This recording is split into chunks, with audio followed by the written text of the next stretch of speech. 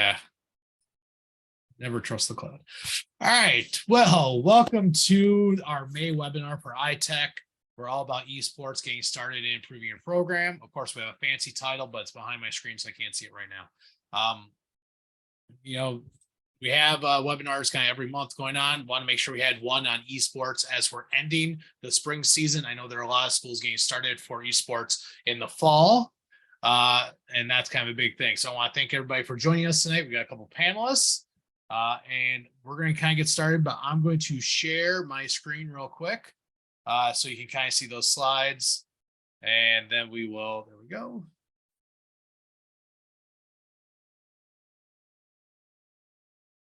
Let me do this real quick.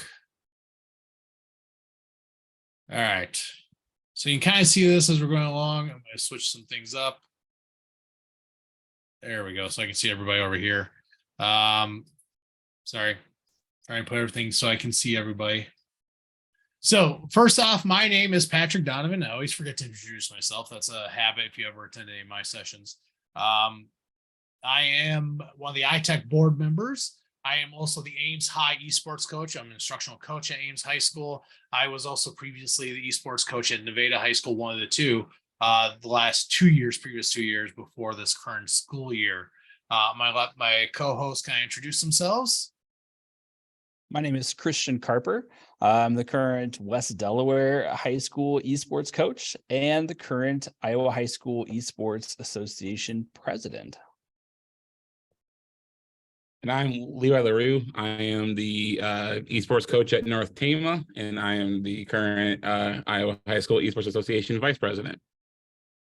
And I asked Christian and Levi to kind of join us tonight, just because I know they've both been part of programs that they've been going, both members of the Iowa High School Esports Association exec group, which is a group that I'm part of too. And I'll kind of get to our first question here, which I always want to start with the why.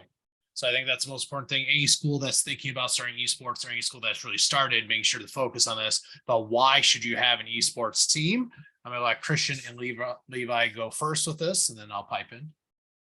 You know, the benefits of esports are countless. When you talk about offering a program for a school, the why is always students, offering opportunities and trying to engage students that maybe otherwise don't have something that they feel really connected to. And so I know for me and my school, the big why was getting those kids and giving kind of a home to those students that otherwise didn't have one. And to kind of piggyback off that, that's kind of was our why too. Every study shows that kids who are out for at least one activity, extracurricular activity in a school, their absenteeism goes down, their grades go up, their behaviors go down.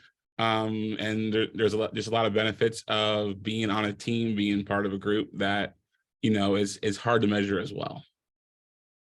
And this is something that kids want. Yeah. I remember when I went to FETC back in January of 2020, I got to see a lot of sessions about esports. While I was somebody to pay attention to, thinking about high school esports was when it really clicked for me, just because I got to see more opportunities for kids, right? Opportunities to be involved at school, opportunities to be part of a team, and then beyond high school. We talk about all the community colleges or 2-year, 4-year schools in Iowa that have esports scholarships, esports programs. You look at all the careers that can come out of that. There's, I think about a couple of the kids I had back in Nevada. I think about a student I had this year, where they've really started to see more opportunities that they didn't see before. And I'm all about giving kids more opportunities, especially to those who may not have thought that there were opportunities before. So having some kids now think about college where they weren't before, or think about a career option that they didn't know existed, that to me was the most important thing. But it's also just the students that come in, they have fun, they find a place. Those students they know don't have a whole lot of maybe socializing outside of esports. This gives them the opportunity. Gamers can be nice people. Absolutely. A lot of the players that I had, especially initially, were players that otherwise had not been in a team sport activity. And so when you talk about the socialization of sorts, or working on social skills, that was a big one. How do you talk to one another in a constructive way? How do you critique a fellow teammate without getting upset or angry, or taking that information and not getting upset or angry? Realizing that it's not just you doing it, it's the team working together for a common goal. Yep. Totally agree there. Especially, I know I saw a couple kids this year as they were trying to give each other feedback. Like, there's a better way to say that. You may say that to your friends while you're playing online, but for your teammate, that's not going to work, especially if they can't take that and use that information. But I know with our Overwatch team, I saw so much growth in how they're helping each other. And I remember at Nevada, our Smash team, I kept waiting for the kids to take over practice.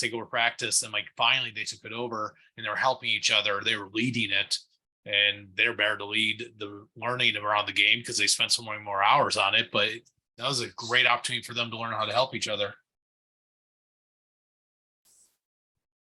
All right, we're going to go into our next question for how'd you get started? Again, I'll let Christian or Levi, one of you want to start with that one? Sure. I got started back in 2019. The association had kind of just gotten kicked off. And I know they kind of sent out some emails to various schools, just kind of looking to get some interest.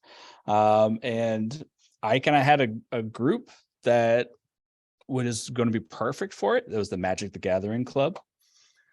And that ended up changing over to the esports team. And we just kind of picked the ball up and ran with it. It was one of those, we're not sure if this will work. I know I got, 10 or 12 guys that I can kind of dump into this, but then you send out the interest kind of survey, interest email, hey, come, if you're interested in this, come over to my classroom this day, this time, if you want to learn more. And I had a cram-packed room.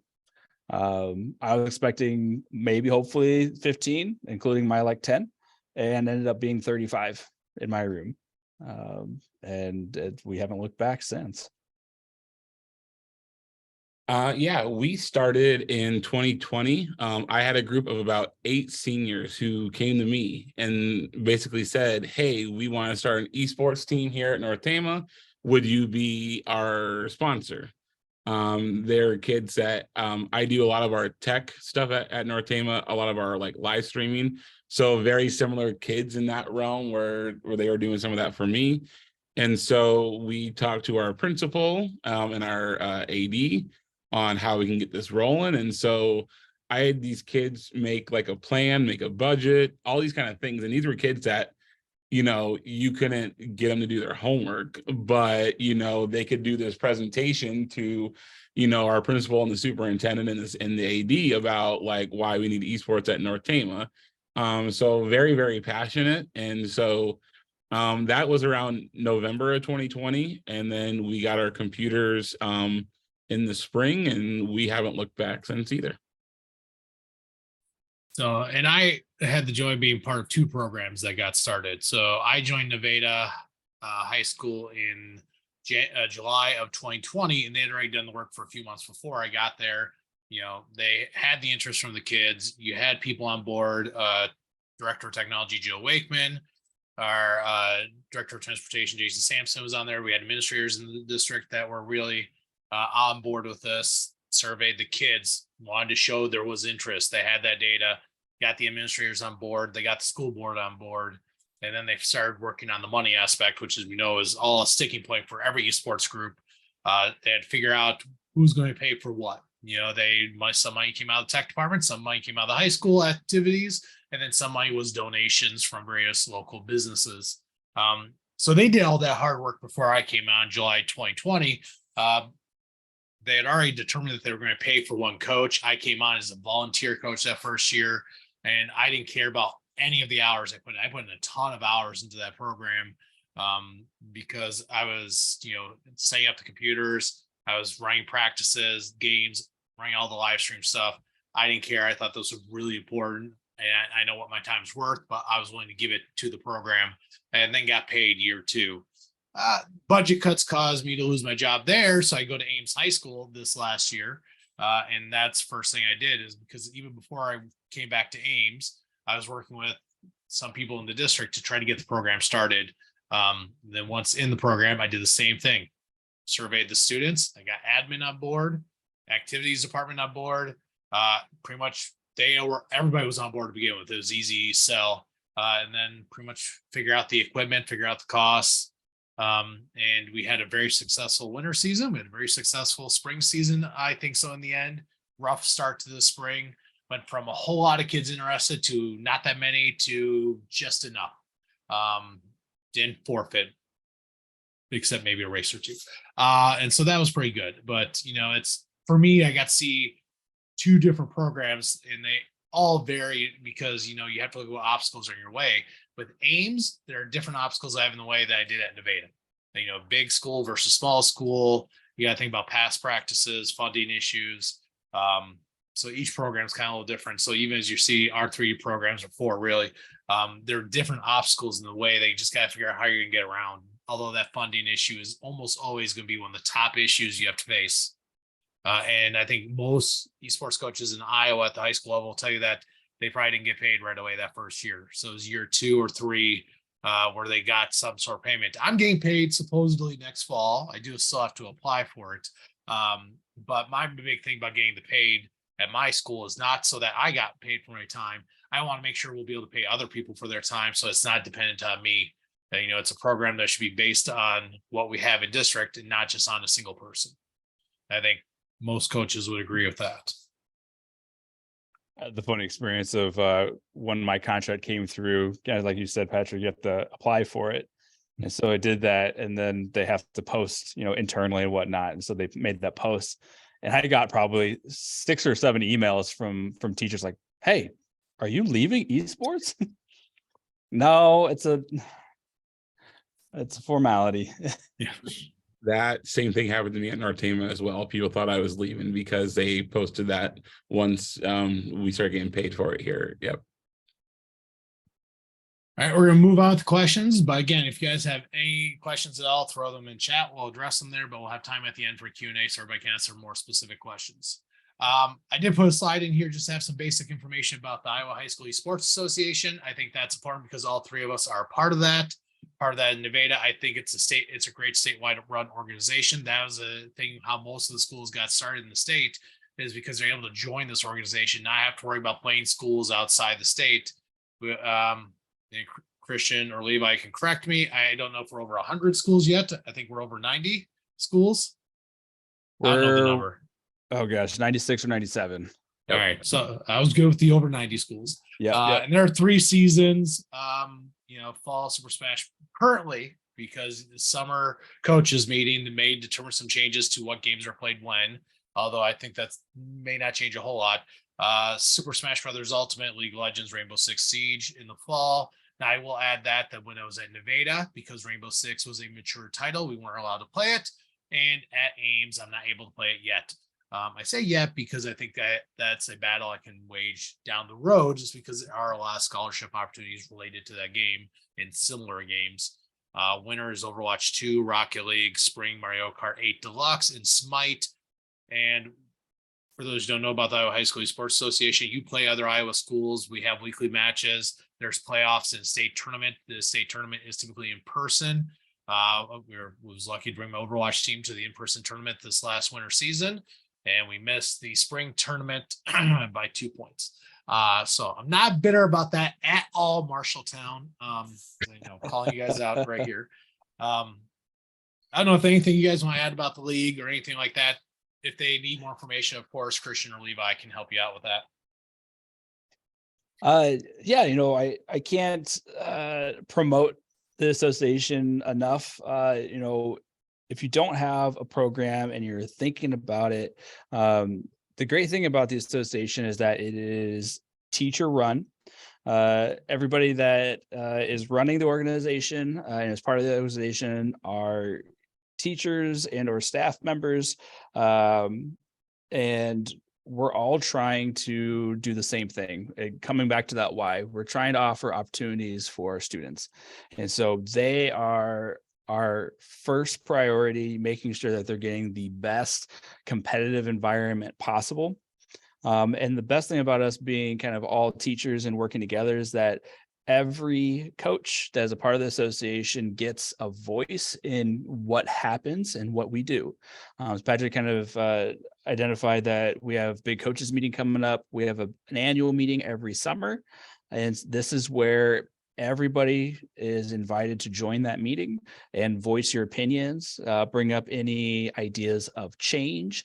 And as a membership, we look at those ideas and we vote on whether we want to adopt or change or adjust. We move as we need to and we adjust as we need to. And it's a really cool organization.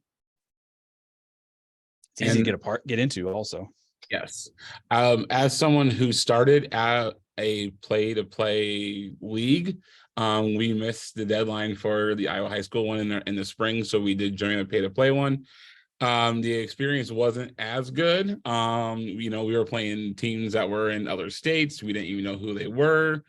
There were a couple of times where we played ourselves, like we played each other. Like I had two teams and they played each other, or we played the same team twice. And so, I mean, it wasn't a terrible experience, but it has been a much better experience being a part of the association and playing teams that and that are close to you, that you can go in person and meet them and battle them in person, which is really cool. I The think association is. Oh no, let's go, Creed. As the association is growing all the time, and with that, we are bringing in partners that offer opportunities and professional development to our coaches. We have partnership with Stay Plugged In, which is a website that through membership offers lots of national and regional scholarships for students. We are partnered with Fit Gamer, which is all about health and wellness for gaming. They offer us tons of information, app downloads for free that otherwise people have to pay like $200 for their app functions that we as Iowa members get for free. And it's phenomenal. It's the big part. We're not just playing video games. We're thinking about the overall wellness of our players and trying to improve that. And we have information for that. I think one of the best things about having a state league is, again, it's schools that it could be your neighboring schools. I know we're lucky in Surrey County, Ames High, we're part of this, Gilbert's part of this, Rolling Story is part of it, and Nevada, we have these close schools there. And like I said, I think we are starting to form rivalry with Marshalltown after our Overwatch season and now Mario Kart. And yes, Troy, you guys could have played a little harder in a couple of your matches just to get a few more points. Not just saying that, we're watching that. Like I said, that's one of my whys. Whenever people ask me, I'm gonna go back to that question real quick because I do that.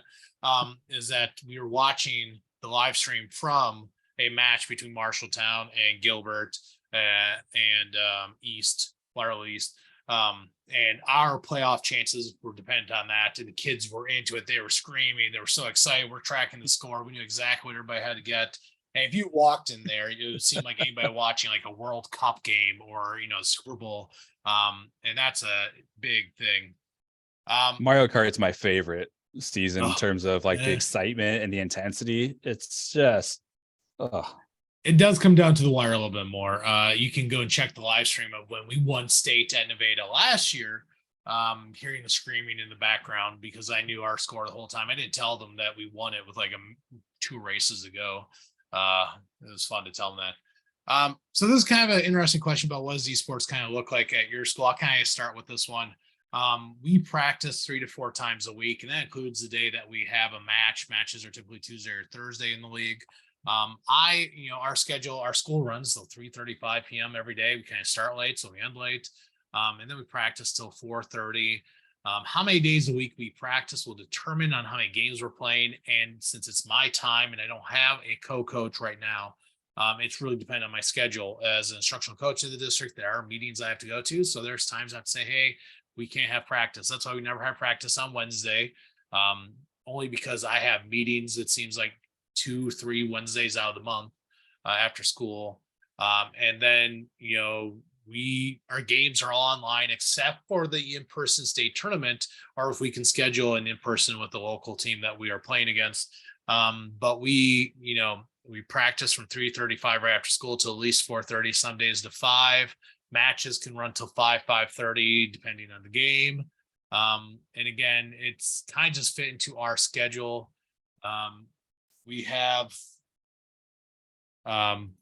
try to get as many kids involved as possible using the spaces we have. We're lucky we have a brand new computer lab set for AutoCAD, which was not purchased with Perkins money, thankfully. So we're able to use them all for gaming as well. And luckily also brand new high school. You got to take advantage of it while you can. I have 10 classrooms in our school that have 5 TVs on the wall and the projector. So that is what you call the Nintendo rooms, because you can just plug a switch into every single one of them and have 6 different setups going at once. So you just got to find those teachers that do that. So that's kind of what it looks like at our school. We are funded, I guess we'll talk about that too, is mostly donations at this point. We do, for transportation, stuff like that, the activities department pays for that. We are not a full-fledged activity at this point. We are a club. It's not until next fall when the coaching contract gets approved that will become a full-fledged activity. And I'm still working on donations from local businesses and other people and our foundation, just to get more equipment, get more materials, and more importantly, get jerseys, because that is my number one thing besides more Nintendo Switches. So that's kind of just some stuff about what it looks like at Ames High. I'll let Christian or Levi kind of share what it looks kind of like at their schools. So my school is based, or my esports arena is a computer lab in our high school.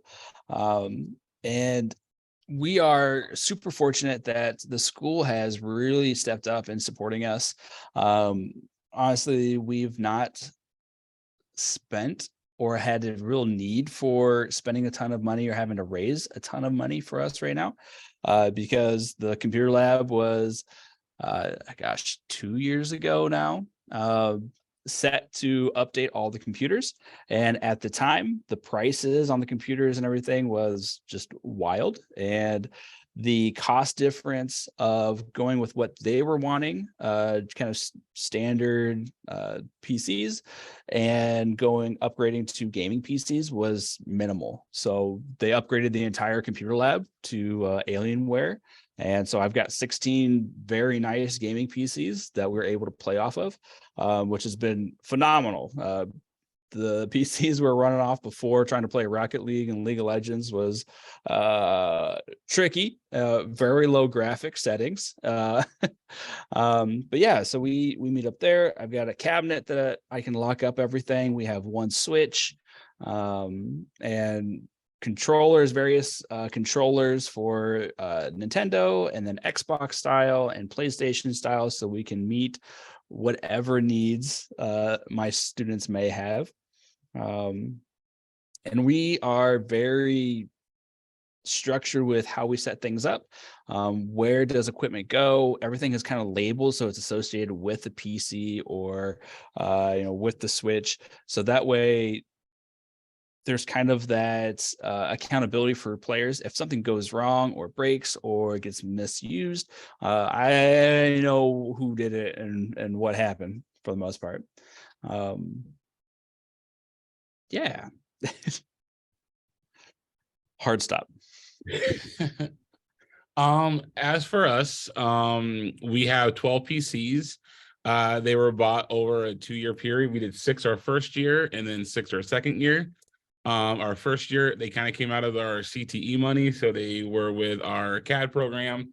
So they also run Fusion 360 and those kind of things when those teachers need them. And then after school, they are the Esports computers.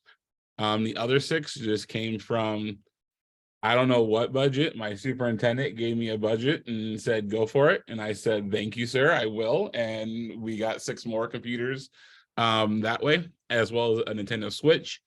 Our practices, we practice based on kind of what the team wants to do. For example, my Siege team is very, very dedicated. I don't want to say that. They're very focused on playing a lot. we'll go that way.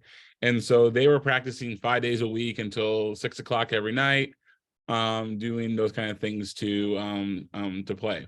My Overwatch team was a little bit less strict in that sense. They were worried about mental health and making sure that they were taking breaks and not getting burnt out, because they kind of saw Siege get burnt out a little bit there too. So they kind of do 4 days a week practices, and then on Fridays they had fun Fridays where they were able to just play whatever game they wanted to do.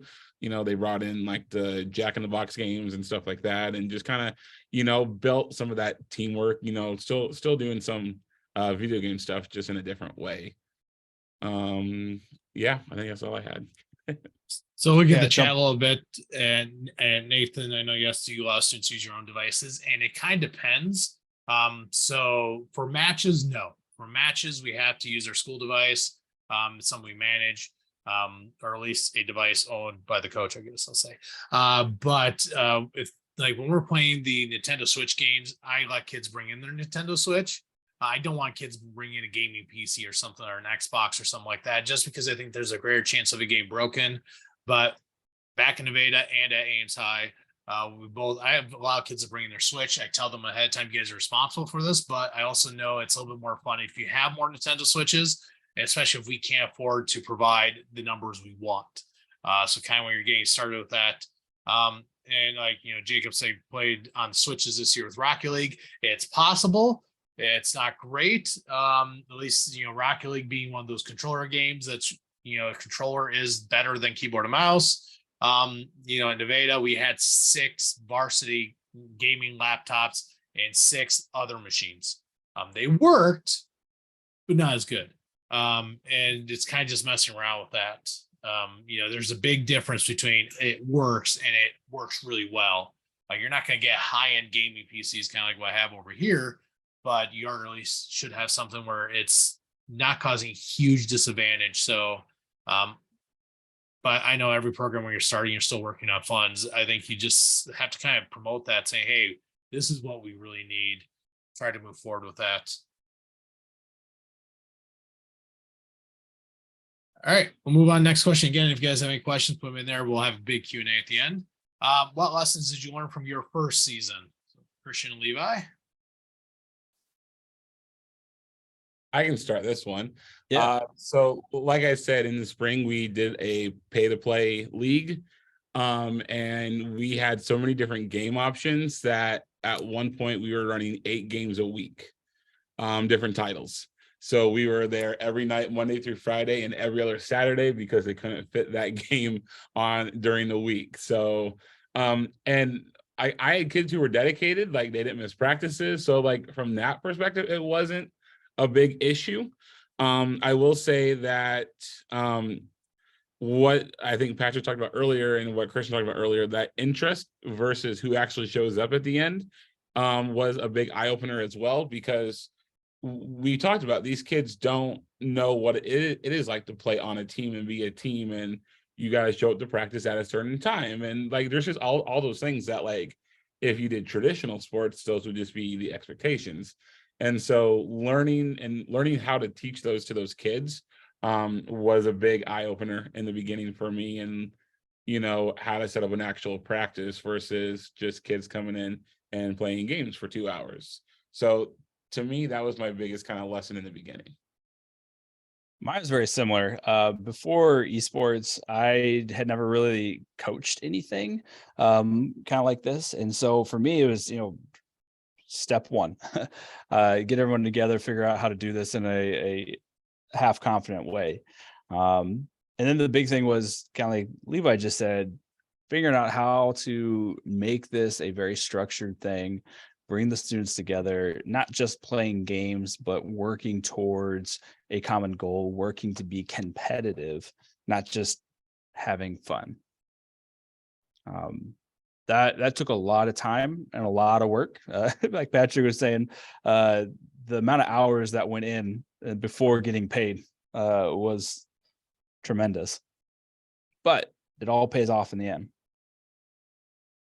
Yeah, I'm going to agree with you guys. Those are all, I think, common lessons. I think in my mind, I'm really comparing my first year in Nevada to first year at Ames High. You have to kind of put some structure in there. I agree with that, just because like, yeah, I had no problem with my Mario Kart kids in Nevada showing up, being at practice, and doing this regularly.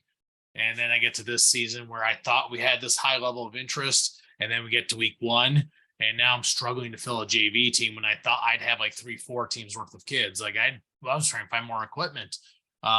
And then just regularly showing up. And I think that's just something they learn, because again, a lot of those students who are out for esports may not be out for other activities. I mean, I know there's one kid at Nevada out for Rocket League, and he told me the only reason he was trying to go to class at all was to play Rocket League, and he didn't have to worry about eligibility because he didn't do anything else. And so that got him to class, and I had teachers tell me that they were shocked that he was going to class. I'm like, well, okay, well, good. Now we got him in class. Let's keep him in class. Let's make sure we're engaging him. The biggest thing for me this year is try not to go it alone. Try to find somebody else to help you along the way, because that's just the thing. Like, I don't like practices are set by my schedule. I would like to have a practice on that Friday, but nope, I have a meeting I have to be at, a professional learning thing I have to lead. And then there was the one day, and I was not happy about this at all. Like, I will like be at school sick if I have to.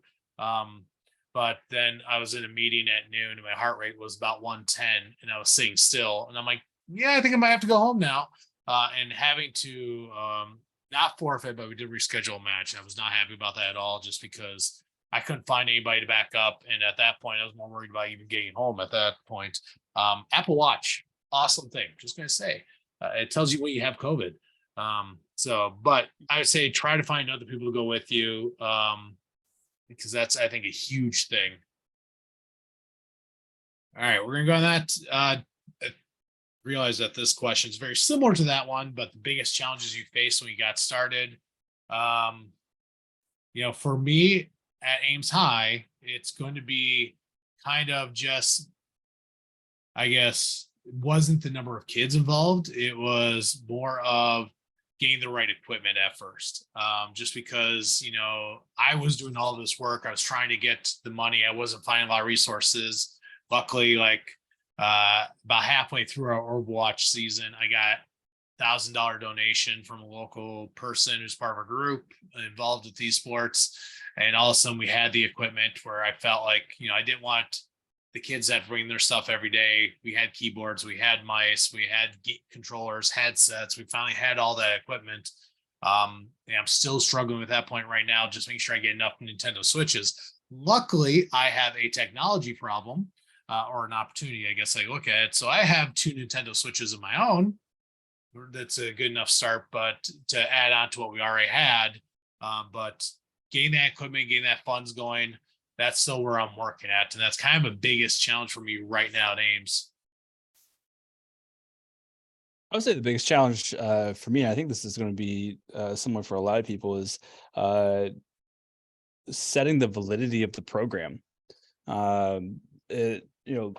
We've already kind of talked a bunch about, getting it going and practices and structure and all that, but kind of convincing the school and the community that this is a real thing. Students are putting hard work into it. It's real competition and there's real opportunities to it. I would see teachers, oh, it's so cool. We get to play games and people are together. Like, yeah, but that's not what we're just doing. We're doing so much more. And so we're just kind of promoting and being that cheerleader over and over again and kind of having the same conversation over and over again.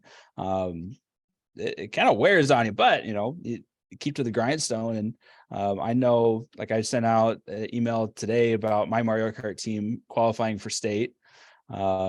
And I got tons of responses back, like congratulations, and in the hallway. And I heard some of my students have got called out in class for making it to state and getting congratulated. So we're making good progress, but just keeping at it. I think that's where sharing your story, whether it's the live streams, social media, stuff like that. I have my Ames High Esports t-shirt on right now that we made for when we went to the state tournament for Overwatch. Just having kids wear that around the school. I think that's a big part of that too, is that it's a team. So yeah, that validity thing is an important one. I think my biggest issue was a location in our building, one that can support having enough electricity, enough power, enough internet to host, 6 computers and a Nintendo. And if you are in a small school, that space is kind of limited in some of those places. We started off in a old wrestling room slash old wrestling room slash it's been everything every year, and so that was kind of where we ended up. We broke fuses all the time, couldn't run the air while we were playing video games, which is tough on those computers. And luckily we kind of cleared out an old computer lab that had a lot of that stuff pre-built in, so now we're there. To kind of go along with what Christian was saying about the validity of it, yep, just talking to everyone and anyone you can about esports and like what it is. And I've been invited to several groups in Traer here to talk about esports and kind of what we're doing, and talking to your school board and presenting at your school board. We've done that a couple times, and so yep, just kind of keep getting your name out there and and keep it going. Yeah, I think kind of go with Levi a little bit there. You better have your tech department on your side. That is going to be one of the biggest issues I know in some of the bigger districts, just because you have filtering and firewall issues going on. And Nintendo is the worst for online games. You pretty much need unfettered access to the internet to get NAT type A. You'll know what that is once you start dealing with Nintendo stuff, because that's an important thing. So having your tech department on your side is important. That was easy at Nevada because I was in the tech department technically, and the tech director was one who helped get it going. And in Ames, well, I used to be the director of technology, so they still like me. So they're able to help me out with that. But I know, just hearing some of the stories from some of the bigger districts out there, that could be a big issue. But it's definitely one thing that it can be that obstacle, just because you look at the Nintendo Switch, it needs to have that access pretty much straight out, where if you don't have that, you're not gonna be able to connect to other machines really well. All right, we'll go on to our next question here. Live streaming. This is kind of a thing I think that always comes up. It was one of my highlights at Nevada that for 2 years we live streamed every single match. And for me, it was a couple of reasons. One, I wanted the kids to be able to watch their performance afterwards. It's just like any activity. You watch your performance, see what you can improve on, what you can do that. Two, I think, again, goes to that validity. You're sharing out what's going on. And I still love the fact that I can go back and watch our championship Mario Kart match from last year and hear the excitement in the room as they found out that they won. And it was very simple setup sometimes. At Ames, I don't have a gaming laptop on hand to run live streaming on. I used a different gaming computer setup, just basic setup on that point. I've used an Elgato Camlink 4K. I got the 4K 60 here that I'm actually using on my home system. I tried that with our Nintendo Switch. There are a lot of different ways you can do live streaming really cheap. You can buy on Amazon really cheap one of those Elgato knockoffs for like $10, and they will work. The audio not so much, but the video will work pretty well until you can get other stuff. And there are a lot of programs out there. Streamlabs is one that I use a lot. You could use, again, free software is available. You don't need to have a huge setup. Like my home setup is overkill for live streaming. But what we used in the school was very simple. So there are ways to do it. I know I've shared out stuff on my blog, and we've done sessions before at ITEC on how to do this. There's a lot of stuff you can look into, but it's not a thing you need from the start, I would say. But I think it's something you should get to. Unfortunately, this spring, we have not live streamed most of our Mario Kart matches at Ames for various reasons. But we did live stream every Overwatch one in the winter season. Nice. We also try to stream as much as possible. Kind of the same things. Try to get everything shown. Being able to go back and watch. The computer that we use is just one of our gaming PCs that are in the computer lab. I've got an Elgato HD60 installed in that, and it's worked great for us. Using that for our switches, and then we use Streamlabs to push everything out. And it's one of these that I didn't know anything about streaming when we first started. Gosh, it was just last year that we started streaming, and I had some students come in that were my stream team, and they got everything like set up, and it was, from where I'm at now, it was rather rudimentary, but it worked, and it was kind of what these kids were doing on their own, and it kind of got us going, and then from there, because I went to Patrick's session at ITEC about streaming this past year, and did a lot of YouTube watching, and asking tons of questions, and now I think our setup is nice. There's way tons of ways of improvement. That's kind of one of my big goals for next year, but we stream things for the most part. We've got audio working. That's probably where I suffer the most, is getting my audio to work. But yeah, I love it. Love being able to go back and have everyone watch. Well, I think what Christian said there, the kids on it, I think it helps depending on kids you have. Unfortunately, the voice for most of the live streams on Nevada was my voice for the last 2 years. This year, they have kids doing it more. And this year for Overwatch, I had a kid who was ineligible to play, but I let him be our live stream guy. And he did a great job, I thought. We've been lucky enough here that we've been live streaming all of our varsity events for the past 3 years. And so a lot of the equipment that we use for that, I can just go ahead and use for esports because it's the same equipment. I like a lot of the games you can have a spectator join. So then that way you don't need to like loop in an Elgato or a capture card or anything like that to run those kind of things. And we use OBS over Streamlabs. It's a little bit easier to run, and it's a little bit less bulky in terms of how much it takes up on your computer. So we use OBS, and once you get the hang of OBS, it's very easy to run. It's very easy to navigate. And so, yeah, we've been doing that as much as we can as well. Usually it's me doing the live stream, or as a kid who doesn't want to talk at all, but they'll run the camera and they'll like move around the map and watch it go. So.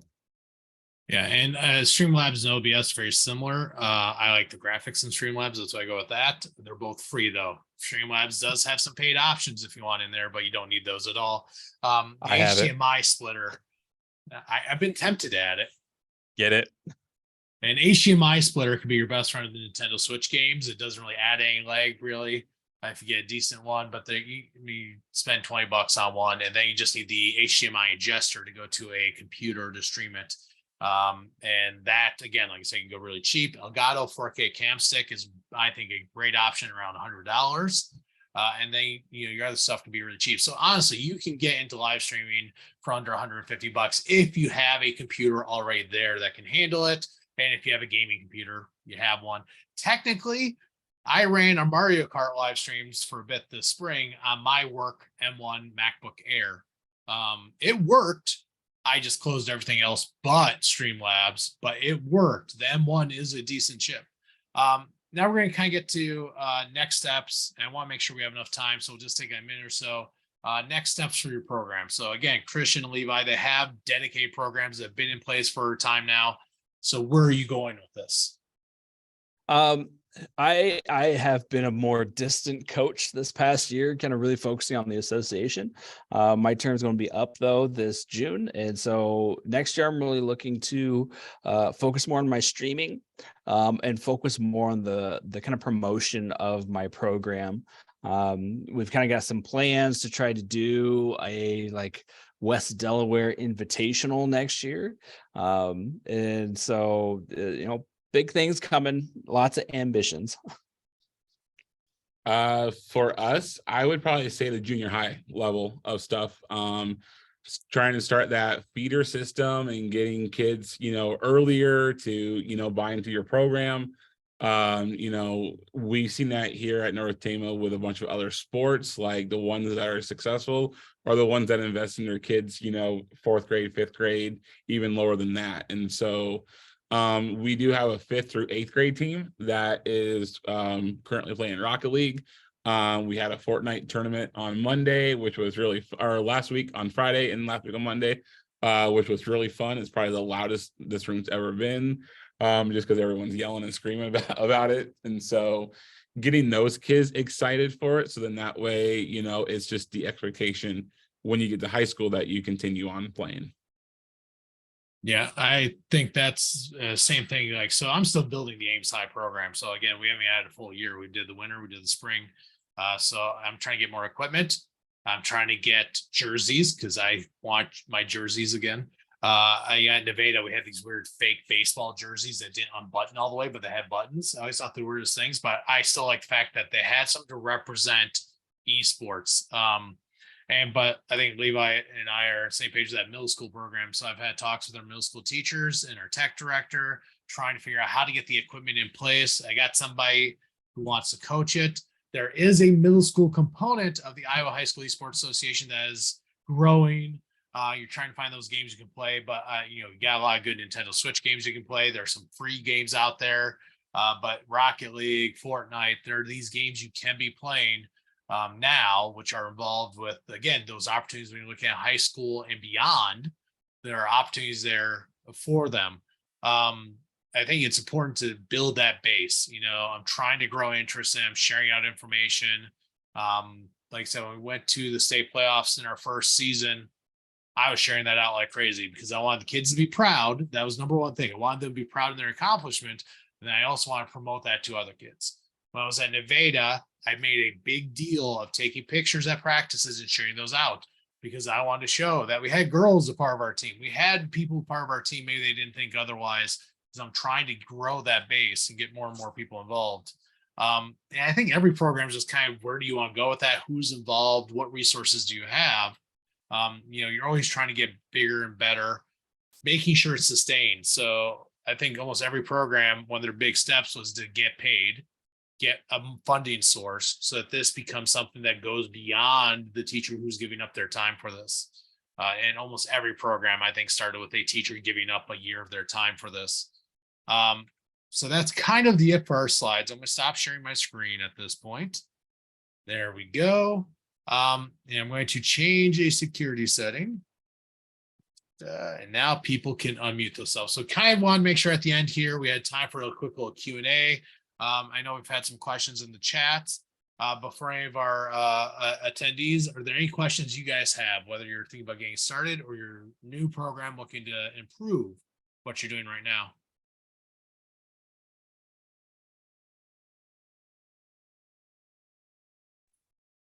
Well, I guess I have a couple just generalized questions. We're a really small school. Like we're tiny. I'm down in Sigourney, Iowa, and we do a lot of I'm in charge of like PLTW and the coding kind of classes that we take here. When you're building a program like this, how many kids do you really need to run a team? I mean, are you looking at like 5, 10? I mean, I'm just curious. Most of our competitive games are 5-person teams. The only one that is not is Rocket League, which is a 3-person team. Mario Kart does take 6 though. Mario Kart takes 6. Yep. Overwatch used to be, but then that's now down to 5 with Overwatch 2. I think that's it. 5 is the kind of the golden number. But you want to make sure you have some backups and some subs because kids are going to get sick. Kids are going to become ineligible. So like a 1.5 to 2 is kind of always been my comfort level. So that's the golden number we always advertise, is try to have 2 subs if you can. Yep. I was going to say, as a small school as well, North Tama, we play each other in baseball. So I kind of know how small you guys are there too. That's kind of our goal, is to have 2 over, and I will not sign up for a varsity event unless I have 2 over, because, from the exec side now, I have seen, teams have to, forfeit multiple weeks because they just don't have the kids to show up anymore. Especially in the spring season. It seems like the spring has been a tough one for a lot of teams this year. So I would say try to get at least 2 more than what you need for varsity. It's that pesky track and field, I think, that's taking all my kids. Right. Ours is soccer. Yeah. I had a question. I heard a lot of talk about all the things you guys offer. Is there any cost associated with being in your part of the IHSEA? Currently, there's no cost to join. There's been some conversations, just like whispers, about possibly charging schools to compete and be a part of it, just in terms of financial stability. This is our first year that we've run in-person state tournaments for each of the seasons. And again, we're growing and we're looking to improve as much as possible. And so, thinking of banners, standardized banners for all the teams that qualify for state and that win for state, trophies, just kind of those general things that you think of when you think of like the Athletic Association, the Music and Speech Association. Those are the directions we're heading. And currently we're running off of like $0 budget. We got a donation last summer, which has been phenomenal, and it's kind of helping us kind of float. But with how much we're growing, it's not sustainable. And so right now we're not asking anything. And I'm not sure if we will, probably won't ask for anything next year. But it's some conversations that are starting to happen. It won't be anything crazy once that does pick up. Really, we're trying to explore more sponsorships at the moment. So right now it's free to join. Long-winded, sorry. And the there only are thing- pay-per-play organizations out there, but I don't think you get your money's worth.